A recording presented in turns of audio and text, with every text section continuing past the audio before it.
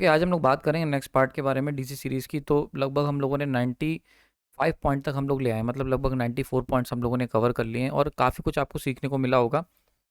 ये जो special type की सीरीज़ है ये मैंने इसीलिए तैयार करी थी ताकि बहुत सारे बच्चे जो रिवीजन के तरह मतलब प्रॉब्लम में जूझ रहे हैं या एक तरीके का क्रैश कोर्स करना चाहते हैं एग्जाम से पहले, उनके लिए ये सीरीज़ काफ़ी हेल्पफुल हो।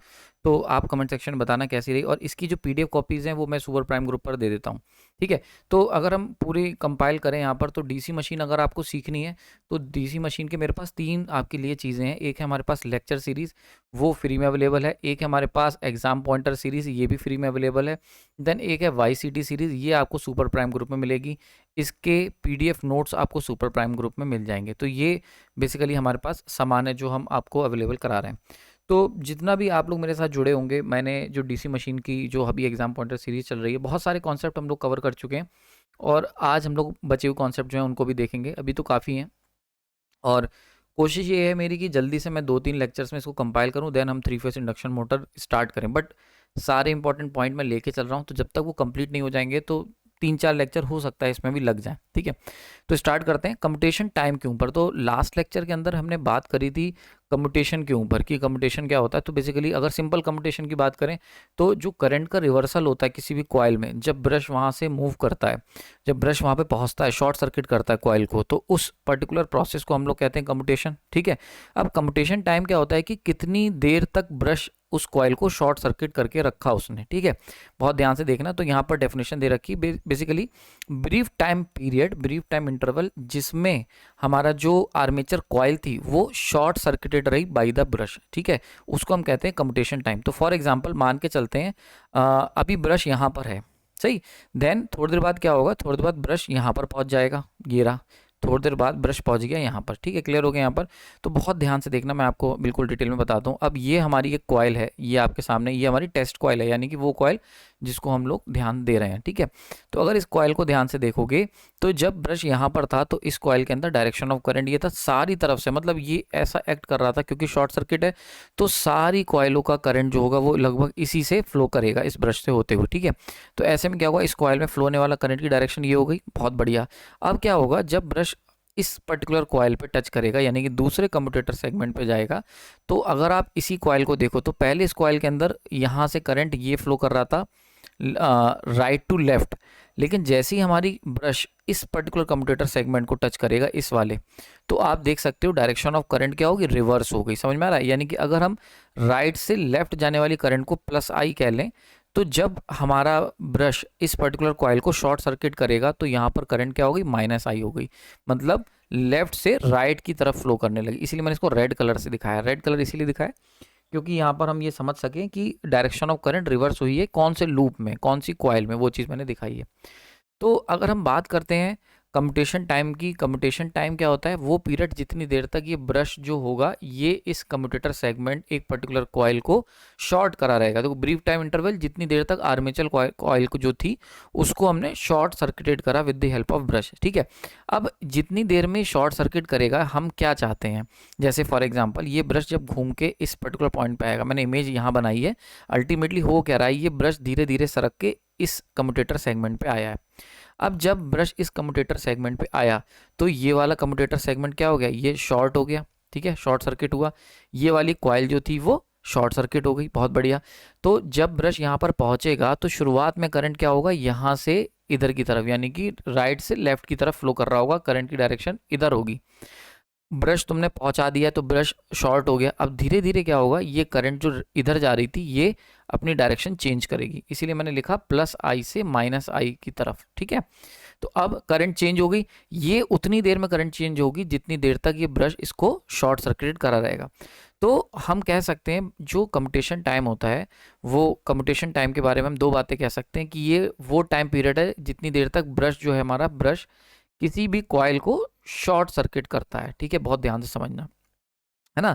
और यही वो टाइम है जितनी देर में एक कॉइल में करंट प्लस आई से माइनस आई में कन्वर्ट हो जाता है। ठीक है, क्योंकि जब तक ब्रश यहाँ रहेगा तो ये करंट ऐसे ही फ्लो करता रहेगा, तब करंट का रिवर्सल देखने को नहीं मिलेगा। जब ब्रश इस पर्टिकुलर कॉइल को टच करेगा तो पहले करंट इधर जा रहा था, फिर करंट जीरो होगा एंड देन करंट रिवर्स जाने लगेगा। समझ में आ रही बात है? तो अगर आप ध्यान से देखोगे तो पहले करंट पॉजिटिव आई था, जैसे ही ब्रश ने इस कॉइल को शॉर्ट करा तो करंट जीरो हुआ और देन रिवर्स डायरेक्शन में हो गया माइनस आई। तो इस पूरे पीरियड में जो टाइम पीरियड लगा इसको हम कहते हैं कम्यूटेशन टाइम, और यही वो टाइम पीरियड होता है जितने में ये ब्रश जो है वो तुम्हारे कम्यूटेटर सेगमेंट को शॉर्ट करेगा। ठीक है, आई होप आपको समझ में आ गई, काफ़ी डिस्कशन कर लिया हमने। तो ये कम्यूटेशन टाइम क्या होता है, जितने में करंट जो होता है कॉइल में वो रिवर्स हो जाता है प्लस आई से माइनस आई। ठीक है, आई होप आपको समझ में आ गई होगी बात ये। ठीक है, तो ये चीज़ क्लियर हो गई। अब अगर करंट का रिवर्सल, अब आइडियली क्या चाहिए, आइडियली हमें चाहिए कि जब हमारा कॉइल को हमने शॉर्ट करवाया ब्रश से, तो ऐसे में जो करंट पहले इधर से इधर जा रहा था वो कंप्लीटली रिवर्स हो जाना चाहिए, यहाँ से यहाँ जाना चाहिए। अगर ये जो करंट का रिवर्सल है प्लस आई से माइनस आई, ये कम्यूटेशन टाइम पीरियड में हो जाता है, मतलब टाइम जो रिवर्सल है करंट का इक्वल है टाइम कम्यूटेशन के, तो इसको हम कहते हैं आइडियल कम्यूटेशन। सही है, ठीक है, क्लियर हो गया यहाँ पर। तो ये अगर हो गया बहुत अच्छा, लेकिन अगर ऐसा नहीं हुआ, अगर हमारा जो करंट रिवर्सल है वो कम्यूटेशन टाइम पीरियड में पूरा नहीं हुआ, मतलब time of reversal of current, ये जो करंट प्लस आई से माइनस आई हुई, देख रहे हो ना, मैं आपको विजुलाइज कराता चल रहा हूँ। प्लस आई से मतलब करंट इधर जा रही थी, माइनस आई मतलब ये हुई। ये जो प्लस आई से माइनस आई का टाइम है, अगर ये जितनी देर तक ब्रश ने उसको शॉर्ट करा उतनी देर में नहीं हुआ, तो ऐसी कंडीशन क्या होगा, ब्रश आगे बढ़ जाएगा। बहुत ध्यान से समझने वाली बात है। देखो मैं आपको इसको थोड़ा सा बना के दिखाता हूँ। हाँ, इसको ऐसे बना सकते हैं। मान के चलते हैं हमारे पास कॉइल थी, इसी पे समझाता हूँ, कलर चेंज कर लेता हूँ। ठीक है, डायग्राम टाइम लग जाएगा। मान के चलते हैं भाई ब्रश हमारा यहाँ पर आया, अब ये जो करंट ऐसे जा रही थी, इस करंट को अब क्या होगा, ये करंट रिवर्स होगी, इस तरीके से जाने होगी। ठीक है, तो मान के चलते हैं पहले सारी करंट इधर जा रही थी, ब्रश जैसे ही यहाँ पहुंचा, अब करंट को ये वाला पॉइंट शॉर्ट सर्किट हो गया, तो करंट जो इधर जा रही थी वहां से जीरो होगी सबसे पहले, एंड देन रिवर्स डायरेक्शन में फ्लो करेगी इक्वल मैग्नीट्यूड में, है ना।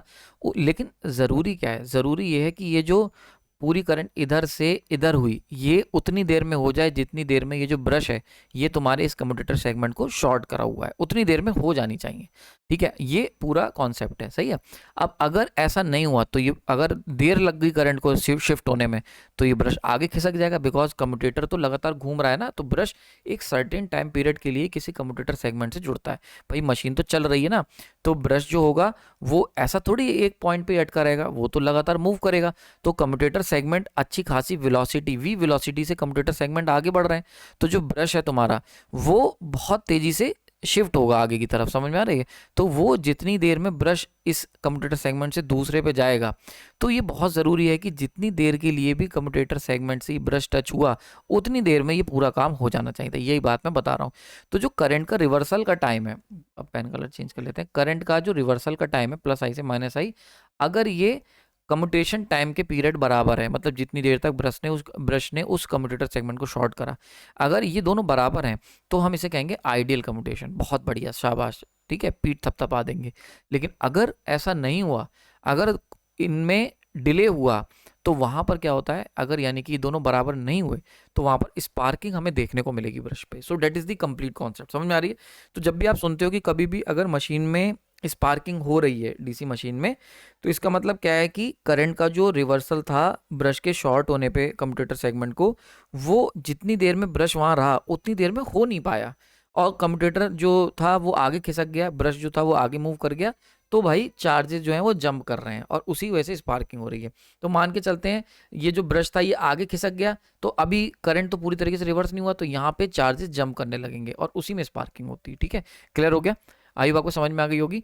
ठीक है, अब देखो यहाँ पर अगर हम फॉर्मूले की बात करते हैं कि जो हम टाइम पीरियड की बात करते हैं, कम्यूटेशन टाइम पीरियड कैपिटल से लिखा है, वैसे स्मॉल से मैंने समझाया तो स्मॉल ले लो। That should be equal to the width of brush, brush की विथ कितनी है मीटर्स में, ठीक है, width of commutate mica insulation, sorry width of mica insulation. तो देखो जैसे ये हमारा कम्यूटेटर सेगमेंट है, तो that is your commutator segment, और ये विथ है विथ ऑफ ब्रश, ठीक है, एंड ये है माइका इंसुलेशन। भाई ये हमारा कॉपर का होता है, हार्ड ड्रॉन कॉपर, पहले भी बताया मैंने। So that is made up of hard drawn copper. तो ये एक अच्छे कंडक्टर काम करता है। इसी में हमारी कॉइल जो होती है वो शॉर्ट सर्किटेड इस तरीके से उसमें सोल्डरिंग की गई होती है। ये जो बीच में आप देख रहे हो ये जो पड़ा हुआ है डेट इज द इंसुलेटर। तो ये क्या इंसुलेटर, ये स्प्लिट रिंग बनाने का काम करता है। अगर इंसुलेटर नहीं होगा तो ये कंप्लीट रिंग बन जाएगा। समझ में आ रही बात है? तो स्प्लिट रिंग इन्हीं इंसुलेटर की वजह से है। तो यही माइका की विथ हो गई, ठीक है, divide by velocity of commutator कह लो, ठीक है। तो कम्यूटेटर जिस वेलोसिटी से मूव कर रहा है, तो peripheral velocity of the commutator metre per second में। तो मान के चलते कम्यूटेटर इधर जा रहा है तो ब्रश जो है हमें इधर जाता हुआ दिखेगा अगर हम कम्यूटेटर को स्टैटिक कर दें, ठीक है। So that is the commutation time. अब मैंने आपको बताया जैसे कि टाइप ऑफ कम्यूटेशन किस बात पे डिपेंड करेंगे, सारा का सारा खेल इस बात पे है कि कितनी देर में करंट प्लस आई से माइनस आई हुआ। अगर ये काम कम्यूटेशन टाइम पीरियड में हो गया तो जैसे अब मैं यहाँ पे आपको दिखाऊं, मान के चलते हैं ये हमारा टी कम्यूटेशन टाइम है। तो अगर हमारा इतनी देर में प्लस 10 एम्पेयर से कॉइल के अंदर करंट माइनस 10 एम्पेयर हो गया तो हम कहेंगे आइडियल कम्यूटेशन, सही है। अगर हमारा जो टाइम ऑफ रिवर्सल है, ठीक है, जितनी देर में करंट रिवर्स हुआ, ठीक है, वो अगर मान के चलते हैं पहले ही रिवर्स हो गया, प्लस 10 से माइनस 10 हो गया पहले ही, तो उसको हम कह देंगे ओवर कम्यूटेशन। मतलब समझ रहे हो, इतनी देर में ही तुम्हारा करंट प्लस 10 से माइनस 10 हो गया है, that is your minus 10 point. तो प्लस 10 से माइनस 10 पहले ही हो गया, मतलब ब्रश अभी रुका हुआ है और करंट हमारा रिवर्स पहले ही हो गया। अगर पहले ही हो जाएगा तो उसको हम कहेंगे ओवर कम्यूटेशन। वहीं पर अगर हमारा ब्रश रुका हुआ है उतनी देर में नहीं हो पाया, मतलब अगर जो time of reversal of current है वो काफ़ी बाद हुआ, मतलब अगर देखा जाए तो ये ट्रेजेक्ट्री कुछ यहाँ पर जाके आएगी, सही है।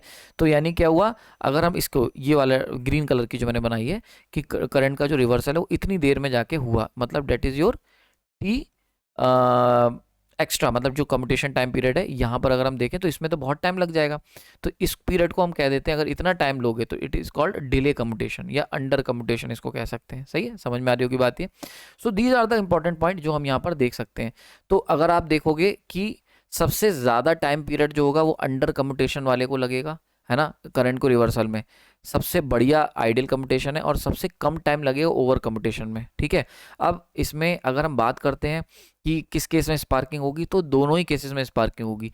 यानी कि अगर आप ध्यान से देखोगे तो अगर हम यहाँ पर एक लाइन खींच दें तो आइडियली क्या हुआ, इतना ही करंट रिवर्स हो पाया। अगर हम डिले कम्यूटेशन की बात करते हैं तो डिले कम्यूटेशन में केवल इतना करंट रिवर्स हो पाया, इतना सा, ठीक है। ये वाला करंट जो था ये बचा रह गया, ये मैंने येलो कलर से मार्क कर रखा है।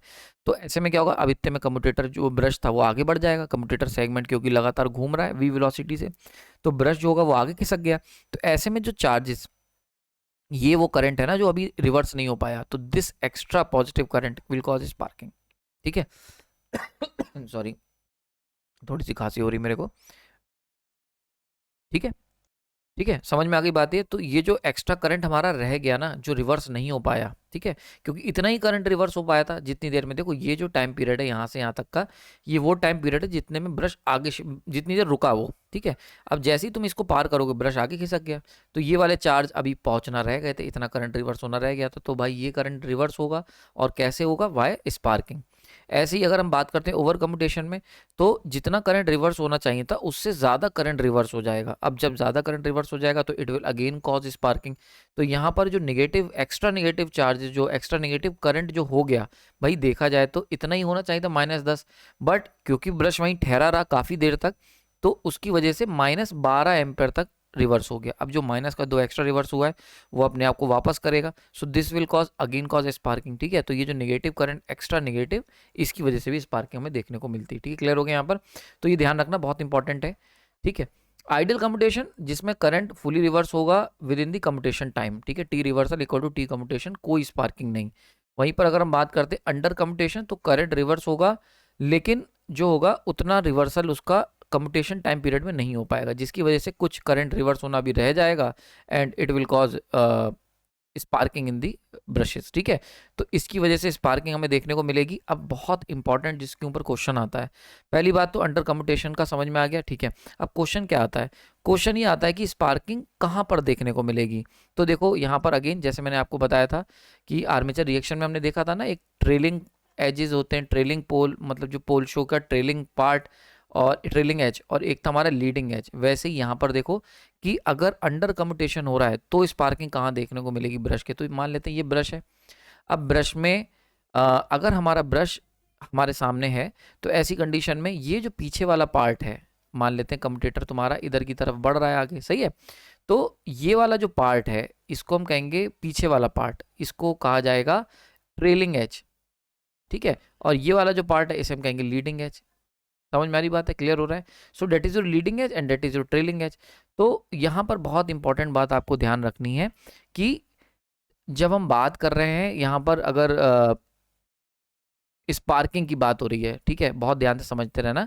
अगर हमारा ये जो कम्यूटेटर है ये इधर की तरफ जा रहा है, मतलब अगर ब्रश हमारे इधर की तरफ मूव कर रहे हैं तब उस कंडीशन में, ठीक है। तो मान के चलते हैं ये हमारा कम्यूटेटर सेगमेंट है, ये हमारा ब्रश है और ये हमारा ब्रश जो है इधर की तरफ बढ़ रहा है, तो that is your leading edge and that is your trailing edge, ठीक है, क्लियर हो गया। तो अगर हमारा ब्रश कम्यूटेटर से आगे निकल गया तो ऐसे में यहाँ पे स्पार्किंग हमें देखने को मिलेगी, और क्योंकि करंट रिवर्स नहीं हो पाया था तो अंडर कम्यूटेशन जब भी होता है, अंडर कम्यूटेशन, तो वहाँ पर जो स्पार्किंग हमें देखने को मिलती है वो ट्रेलिंग एज में देखने को मिलती है। सही है, क्लियर हो गया यहाँ पर, ट्रेलिंग एज में। और इसके पीछे बहुत बड़ा कारण होता है आर्मेचर रिएक्शन, एक बहुत बड़ा कारण है, और इनसफिशिएंट टाइम, मतलब अगर तुमसे कहा जाए कि स्पार्किंग हो रही है बिकॉज ऑफ अंडर कम्यूटेशन तो क्या बड़े कारण हो सकते हैं, तो एक बहुत बड़ा कारण है आर्मेचर रिएक्शन का होना, क्यों क्रॉस मैग्नेटाइजेशन का जो इफेक्ट है, और दूसरा बड़ा कारण हो सकता है इनसफिशिएंट टाइम, मतलब जो हमने कम्यूटेशन टाइम पीरियड है, मतलब जो ब्रश जितनी देर के लिए कॉइल को शॉर्ट सर्किटेट कर रहा है वो उस कॉइल के लिए सफिशिएंट नहीं है, ठीक है, क्लियर हो गया यहाँ पर। तो ये आर्मेचर रिएक्शन क्यों हो सकता है, बिकॉज आर्मेचर रिएक्शन की वजह से जो हमारी कॉइल है उसके अंदर एक्स्ट्रा वोल्टेज इंड्यूस हो जाएगा और वो वोल्टेज जो है वो स्पार्किंग कराएगा, ठीक है, क्लियर हो गया, आई होप आपको समझ में आ गई होगी। देन अगर हम बात करते हैं ओवर कम्यूटेशन की, तो ओवर कम्यूटेशन के अंदर करंट समय से पहले ही रिवर्स हो जाता है, ठीक है, जितना हमने टाइम ब्रश जितनी देर तक शॉर्ट करेगा उससे पहले ही हमने करंट को रिवर्स कर दिया है। तो ऐसे में जो एक्स्ट्रा नेगेटिव करंट आ जाएगा उसकी वजह से हमें ब्रश एजेस में स्पार्किंग देखने को मिलेगी। समझ में आ रही बात है, क्लियर हो रहा है यहाँ पे। तो ये चीज़ कॉन्सेप्ट समझ में आ गई होगी। तो यहाँ पर जो स्पार्किंग होती है अगर हम ओवर कम्यूटेशन में, तो यहाँ पर स्पार्किंग होती है लीडिंग एज पर। तो जैसे मैंने बताया ये हमारा कम्यूटेटर सेगमेंट है, ये ब्रश है और ब्रश इधर की तरफ चल रहा है, तो डेट इज ट्रेलिंग एज, ठीक है। वही ट्रेन की तरह ले लो, अगर ट्रेन ये प्लेटफॉर्म है, ठीक है, और ये हमारी ट्रेन आ रही है, तो ट्रेन जो है अगर इस प्लेटफॉर्म पे एक पैसेंजर खड़ा है तो उसके लिए ये वाला साइड क्या हुई, लीडिंग साइड हुई, और ये वाली क्या हुई, ट्रेलिंग साइड हुई, पीछे छूटने वाली, सही है। तो वैसे ही अगर ब्रश इधर बढ़ रहा है और यहाँ पर अगर एक आदमी खड़ा कर दें तो वो कहेगा ये हमारे लिए लीडिंग साइड है एंड ये ट्रेलिंग साइड है, वही चीज़ हो गई लीडिंग एंड ट्रेलिंग एज। तो अगर ओवर कम्यूटेशन होता है तो ओवर कम्यूटेशन के अंदर जो स्पार्किंग होती है वो लीडिंग एज पे होने लगती है, ठीक है, आई होप आपको समझ में आ गई होगी।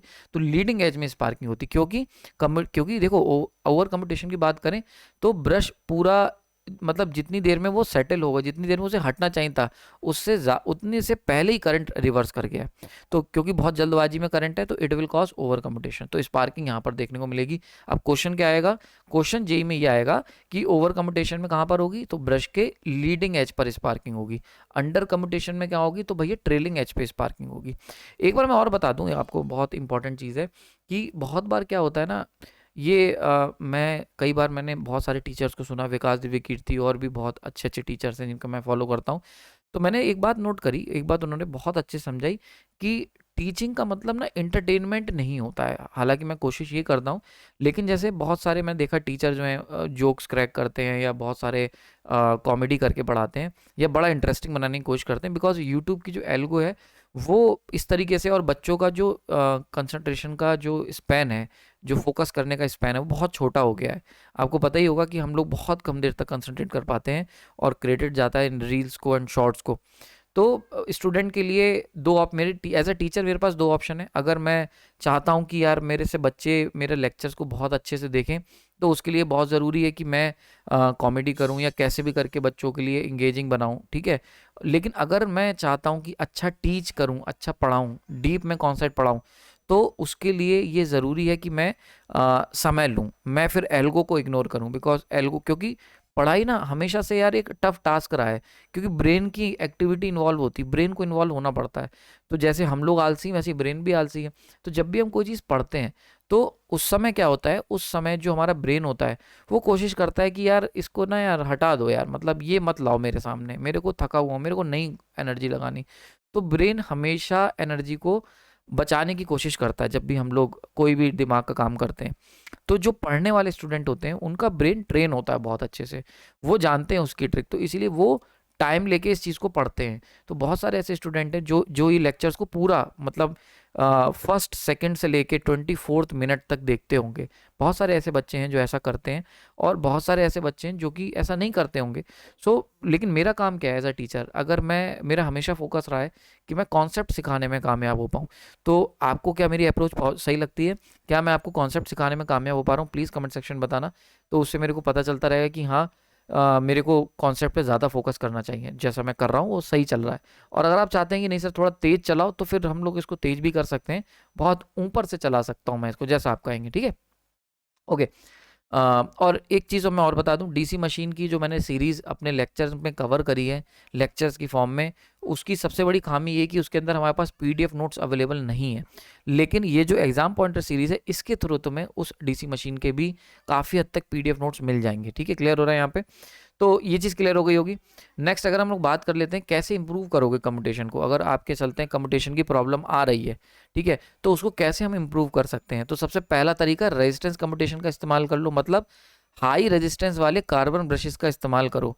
उससे क्या होगा, उससे स्पार्किंग जो होगी वो काफ़ी हद तक कम हो जाएगी। उसके पीछे रीज़न क्या होता है कि जो हमारी कॉयल है ना, वो एक इंडक्टर की तरह बिहेव करती है।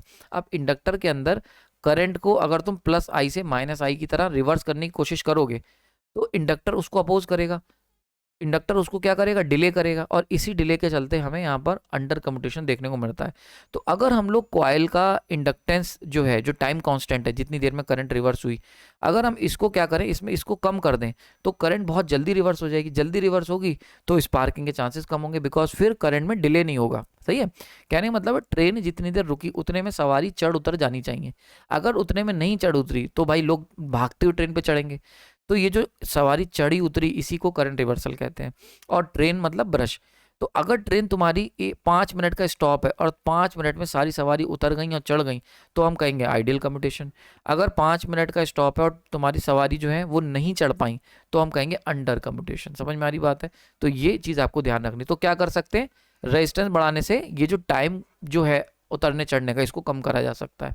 ठीक है, तो मेनली ये, लेकिन एक बात समझ लेना, रेजिस्टेंस कम्यूटेशन बहुत अच्छा नहीं होता, बिकॉज मैंने आपको बताया भी था, it will cause voltage drop. तो ये जो है बहुत बेसिक कम्यूटेशन प्रोसेस है, इसका इस्तेमाल छोटी मशीनों में किया जाता है रेजिस्टेंस बढ़ाने का ब्रशेस के। दूसरा है वोल्टेज कम्यूटेशन। वोल्टेज कम्यूटेशन एक बेटर ऑप्शन है। इसके अंदर हम लोग क्या करते हैं कि जो हमारी कॉइल जिसके अंदर कम्यूटेशन हो रहा है, मतलब जो ब्रश से शॉर्ट सर्किटेड है, उसके अंदर जो वोल्टेज था उसको हम लोग न्यूट्रलाइज कर देते हैं, जो रिएक्टेंस वोल्टेज होता है, जिसकी वजह से करंट रिवर्सल में दिक्कत आ रही थी। अल्टीमेटली करंट रिवर्सल में दिक्कत क्यों आ रही है कि ये अगर मान लेते हैं कॉइल है जिसके अंदर करंट प्लस आई से माइनस आई होना था, ठीक है, लेकिन क्यों नहीं हो पा रहा था, बिकॉज इसके अंदर कोई वोल्टेज इंड्यूस हो गया था, मतलब it will act as a inductive coil. तो इंडक्टेंस की वजह से वोल्टेज आ गया, इंड्यूस्ड वोल्टेज ई। अब अगर हम लोग इस ई के काउंटर में एक माइनस ई इंट्रोड्यूस करवा दें, तो इस कॉइल का net inductance, net induce voltage 0 हो जाएगा। तब इसका इंडक्टेंस हम कैंसिल कर सकते हैं। इसको दूसरे तरीके से कहूँ तो कॉइल के अंदर मान के चलते हैं फ्लक्स आया, अगर हम इस फ्लक्स के काउंटर फ्लक्स इस कॉइल के अंदर डेवलप करवा दें तो भी काम हो जाएगा। तो वही काम हम वोल्टेज कम्यूटेशन के अंदर करते हैं। ठीक है, तो वोल्टेज कम्यूटेशन के अंदर जो कॉइल के अंदर वोल्टेज इंड्यूस हुआ था जिसकी वजह से स्पार्किंग हो रही थी, उसको न्यूट्रलाइज करने के लिए एक अपोजिट डायरेक्शन का वोल्टेज इंड्यूस करवा देते हैं। ये जो इंड्यूस वोल्टेज होता है अपोजिट डायरेक्शन का होता है, ध्यान रखना। सेम डायरेक्शन का हो गया तो डिले की प्रॉब्लम और बढ़ जाएगी। इसके लिए दो मेथड है ऐसा करने के लिए। एक है हमारे पास ब्रश शिफ्ट, वोल्टेज इंड्यूस कराने के लिए कि हम ब्रश को शिफ्ट कर दें। दूसरा मतलब जो वोल्टेज इंड्यूस हो रहा है, ये जो कॉइल के अंदर वोल्टेज इंड्यूस हुआ पहले, जिसकी वजह से अंडर कम्यूटेशन आ रहा था, जो प्रॉब्लम थी, तो ये जो ई है that is the main problem. अब या तो हम इस ई को 0 कर दें, वो कैसे करेंगे, तो ब्रश शिफ्ट करके। ब्रश शिफ्ट को जब हम करते हैं, एमएनए पे ले आते हैं, तो इसके अंदर जो ईएमएफ इंड्यूस हो रहा है वो 0 हो जाता है। एक तो तरीका ये है। दूसरा तरीका क्या है, दूसरा तरीका इंटरपोल्स। इंटरपोल की मदद से क्या करते हैं हम लोग, माइनस ई इंड्यूस करा देते हैं इसके अंदर। तो प्लस ई जिसकी वजह से कम्यूटेशन की प्रॉब्लम आ रही थी, माइनस ई इंड्यूस करा देते हैं। तो ये जो प्लस ई है और ये माइनस ई, ये कैंसिल आउट कर देते हैं एक दूसरे को। तो दो मेथड होते हैं जिससे हम वोल्टेज को, इंड्यूसिंग वोल्टेज को अपोज कर सकते हैं, opposite to the reactance voltage induce करवा सकते हैं, दो मतलब वोल्टेज को। एक है ब्रश शिफ्ट और एक है हमारा इंटरपोज। तो वोल्टेज कम्यूटेशन के अंदर ये दो मेथड का इस्तेमाल करा जाता है। आई होप आपको समझ में आ गई होगी। तीसरा जो मेथड हम कर सकते हैं वो है हमारी कंपनसेशन वाइंडिंग। कंपनसेशन वाइंडिंग, इसके ऊपर मैंने पहले भी पढ़ाया था। कंपनसेशन वाइंडिंग पोल शो में जो करते हैं वहां से भी हम ये काम कर सकते हैं। ठीक है, क्लियर हो गया यहाँ पर। नाउ आज के लेक्चर का लास्ट पॉइंट डिस्कस कर लेते हैं, पॉइंट नंबर 98 कि मेन कल्प्रिट क्या है आर्मेचर रिएक्शन का। तो आर्मेचर रिएक्शन का जो मेन कल्प्रिट है वो है आर्मेचर करंट। ध्यान रखना, फील्ड करंट मेन कल्प्रिट नहीं है, armature current is the main culprit. क्यों? क्योंकि जो फ्लक्स का डिस्ट्रीब्यूशन था वो फील्ड फ्लक्स का ही था। आर्मेचर में फ्लक्स जो फ्लो, आर्मेचर का जो करंट फ्लो करा, आर्मेचर के अंदर जो करंट फ्लो करा, इसकी वजह से आर्मेचर फ्लक्स आया और इसने जो फील्ड फ्लक्स जो पहले से मौजूद था उसे डिस्टर्ब करा। सो मेन कल्प्रिट कौन हुआ? Armature current. और अगर मैं एक टेक्निकल शब्द में बात करूं, सो लोड करंट, यानी कि किसी भी डीसी जनरेटर पे जो हम लोड अप्लाई करते हैं, that will be the ultimate culprit. वही अल्टीमेट कल्प्रिट है जिसकी वजह से आर्मेचर रिएक्शन हो रही है। ठीक है, ध्यान रखना, इसके ऊपर क्वेश्चंस बहुत आए हुए हैं कि आर्मेचर रिएक्शन का मेन जिम्मेदार कौन है। तो आई होप आपको समझ में आएगा आज का लेक्चर। भले ही हम नंबर ऑफ पॉइंट्स कवर कम कर रहे हैं, बट कॉन्सेप्ट बहुत हद तक आपके क्लियर हो रहे होंगे जो हम लोग लेके चल रहे हैं। और ना केवल ये रिवीजन के लिए, बल्कि बहुत सारे आपके मिसकंसेप्शन भी दूर हो रहे होंगे।